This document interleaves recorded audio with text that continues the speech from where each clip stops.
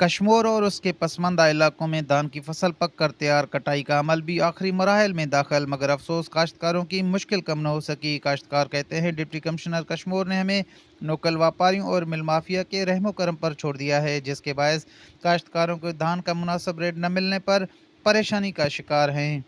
हम यही मुतालबा करते हैं कि वो बाला अफसर है यहाँ के, ये जो हमारे यहाँ पे व्यापारी हैं जो यहाँ से में धान ख़रीदते हैं, तो उनके रेट्स पे नज़रसानी करें और चेक करें कि रेट कितना हो रहा है। हमारी इनपुट्स बहुत ज़्यादा हैं, हमारे अखराजात बहुत ज़्यादा हैं, और धान की फसल की जब फसल उतरने को आती है तो रेट कम कर देते हैं। तो इनसे बाला अफसरों से मैं अपील करता हूँ कि धान के रेट को मुनासिब बढ़ाया जाए, जैसे उनके अखराजात पूरे हो सके।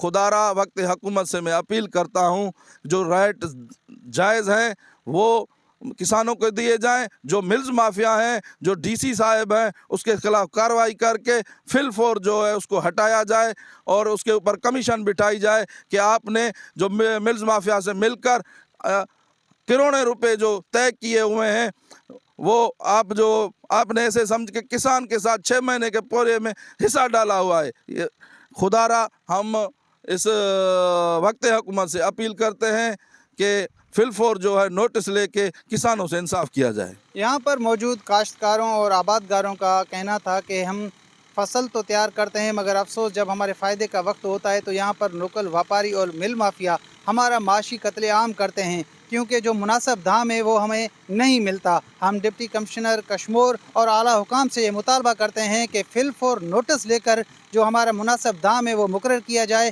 ताकि हमें रिलीफ मिल सके। कैमरा टीम के साथ रोशन अली बलोच, वश न्यूज़, कश्मीर।